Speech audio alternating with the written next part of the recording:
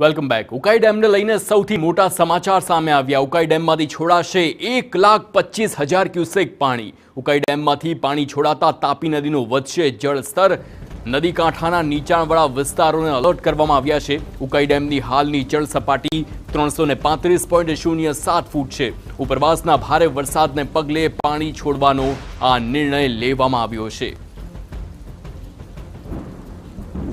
તો ઉપરવાસમાં વરસાદથી ઉકાઈ ડેમ સતત તેમાં પાણીની આવક થઈ રહી છે। ડેમમાં 1.11 લાખ ક્યુસેક પાણીની હાલ આવક છે અને ડેમના 9 ગેટ 5 ફૂટ સુધી ખુલ્લા મૂકવામાં આવ્યા છે। દરવાજા ખોલી 95,508 ક્યુસેક પાણી છોડવામાં આવ્યું છે। તો હાલની સપાટી 335.08 ફૂટ છે। સંવાદદાતા બળદેવ સુથાર ફોનલાઈન પર છે। બળદેવ, જણાવશો હાલ જે પ્રમાણે ઉકાઈ ડેમની જળસપાટી વધી છે અને ખૂબ જ મોટી માત્રામાં તેને પાણી છોડવામાં આવી રહ્યું છે, શું છે વધુ વિગતો?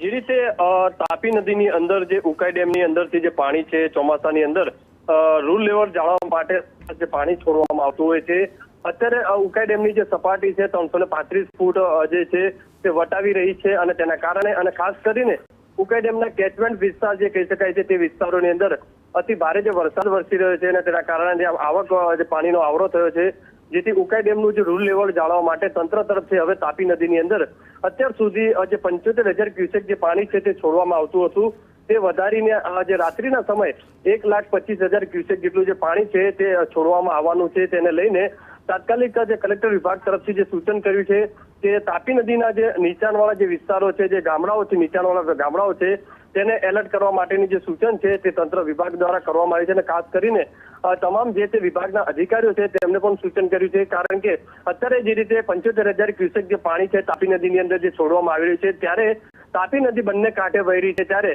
જે રાત્રિ બાદ 1,25,000 ક્યુસેક જે પાણી છોડવામાં આવશે અને તેના કારણે નીચાણવાળા જે વિસ્તાર છે તાપી નદીના જે વિસ્તારો છે ત્યાં પાણી આવી શકે છે અને કોઝવેના જે આજુબાજુના વિસ્તારો છે ત્યાં પણ એલર્ટ કરવાનું જે સૂચન છે તે કરવામાં આવ્યું છે। લોકોએ સાવચેતી રાખવી જરૂરી છે અને અફવાથી દૂર રહેવા માટે પણ સૂચન કરવામાં આવ્યું છે। બિલકુલ બિલકુલ બલદેવ, સમગ્ર માહિતી બદલ આભાર।